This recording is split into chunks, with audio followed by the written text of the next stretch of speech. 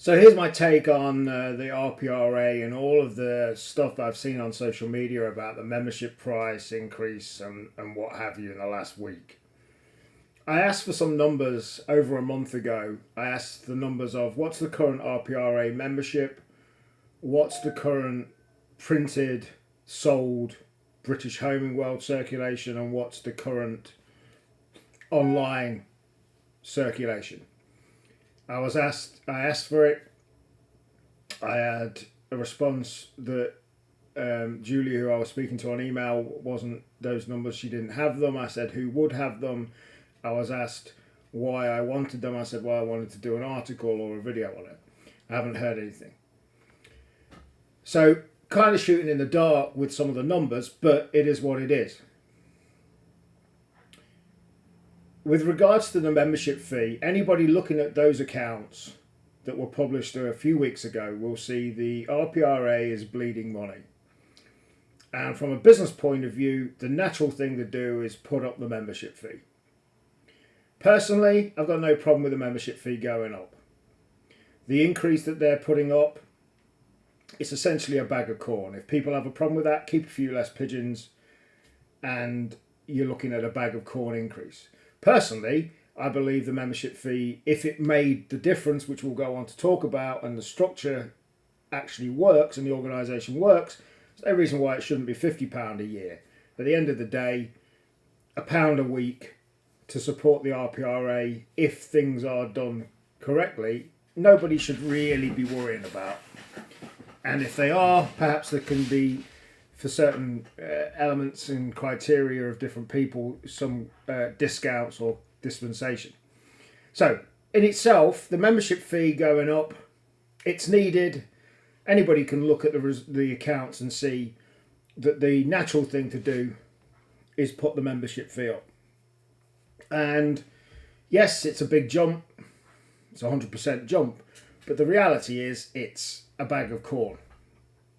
So, in itself, the membership fee going up, I don't think there's a problem with that. And anybody moaning about it, the actual fee going up, I understand why people are moaning about the RPRA, but why the actual fee goes up, let's get real and look at what's going on. People moaning about the amount of staff and all of this stuff. Look, an organisation like that needs staff to run. And to retain those staff, you've got to pay them half-decent wage.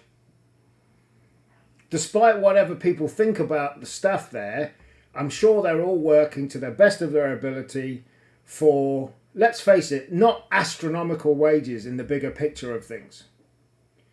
Certainly, based upon the CEO's salary, you couldn't pay me enough money to do that job. You couldn't have paid me now. You couldn't have paid me when Ian Evans was involved in CEO. 45 grand a year to do a job with that much pressure. It doesn't matter what people think. That job is pressurized, complicated, and ultimately very stressful. And at the end of the day, people saying about there's too many staff. They've already said they've decreased their staff by about 50%, their wages bill. It needs a certain amount of people to run. Now, moving on. Should the British Homing World stand by itself? It's a thing owned by the RPRA, so maybe not. But at the same time, if the Homing World's being run out of a separate building facility with separate expenses, maybe that could all be consolidated into one premises. So the RPRA needs staff, but looking at them numbers, looking at the declining membership numbers, something radical has got to happen. And if putting the membership fee up makes that happen, great. But I think there's a bigger picture problem here than just the membership fee. I personally don't believe the membership fee going up will be enough to sort the problem out. As I saw a comment a couple of days ago by Ian Evans, who I had a great deal of amount of time for when he was CEO, the regions cost approximately 80,000 a year to run. Now, to me, the RPRA should be run and structured as a business. And no business can run from the bottom up. It just doesn't work. In an ideal world, and maybe years ago when there was 4 or 5 times more members of the RPR than there is now, and people actually got involved and had more time to get involved and spend a Sunday going to these meetings, maybe it did work. But ultimately, it isn't working now. The structure, the regional structure, the idea that you go to your club, you get your club representative or your Fed representative to vote a certain way at these meetings, is not working. The biggest problem the CEOs of the RPRA have got is this. Any CEO of a business normally can make decisions within reason to move things forward. No CEO, with how the organisation is structured, has the ability to do bugger all. Their hands are tied. Why are their hands tied? Because of the committee. It's as simple as that. You're a CEO on paper, but a CEO that can't do anything. So the idea of getting anything to shift means the members have to go, be represented, and be guided to vote in a certain way. It's not working. Hardly anybody's turning up. It's not working.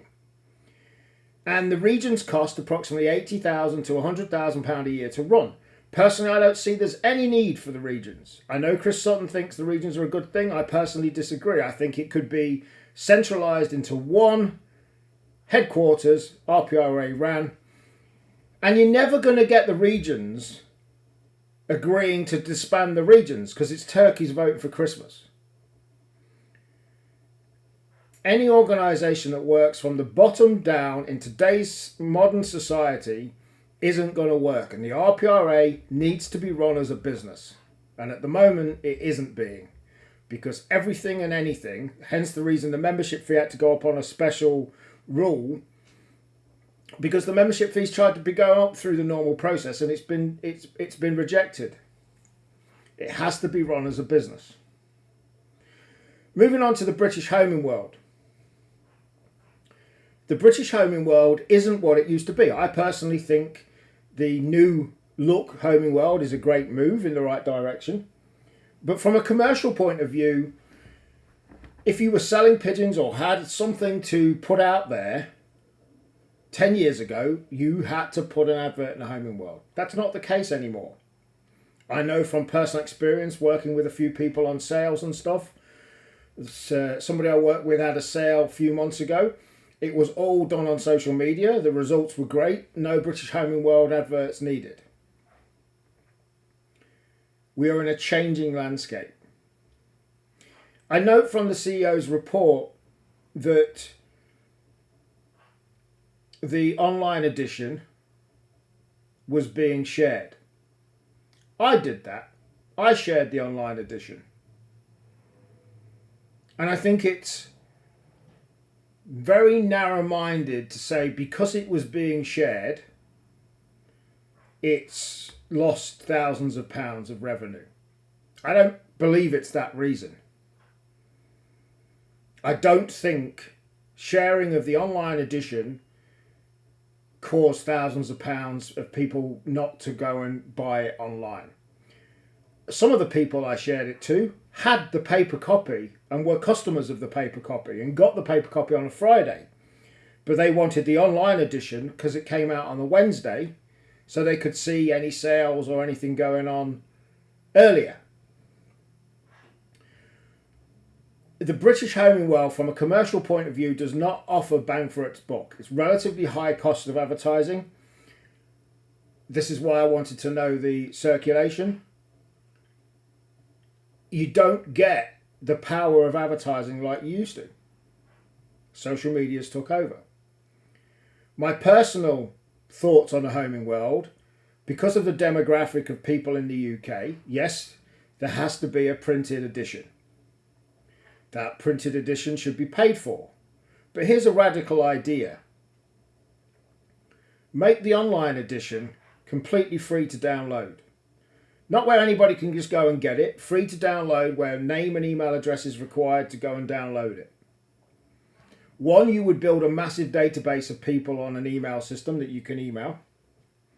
2, you'd be able to know how many people are downloading it every month or every week. And 3, it would massively increase the readership of the British Homing World within a month. And that means your advertisers are going to want to advertise in there more because the readership would be massive compared. The harsh reality is it doesn't cost a lot to publish the online version of the British Homing World, next to nothing. The file that gets sent to print is the same file that gets put into the online edition. So it wouldn't cost anything to really service it online. And if you did it for free, your membership, your readership would significantly increase very quickly. You can justify advertising costs, and you would get more people advertising in it because the readership is massive compared to what it is now. I don't know what the readership is online. I would imagine it's sub 2,000. There's a radical idea. And in the report, Chris Sutton said anybody that shared it online should hang their head in shame. I disagree.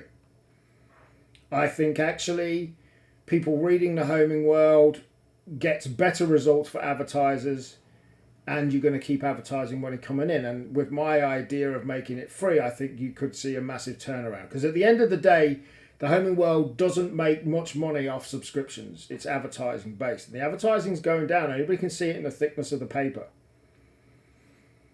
The advertising needs to increase to make the Homing World profitable. And if you were to make the online version free, your readership would, which could be monitored easily, so you can tell advertisers how many people read it every month or every week. There's an out-the-box idea. At the end of the day, as sad as it is to say, as is now, I don't hold much hope for how things are at the RPRA.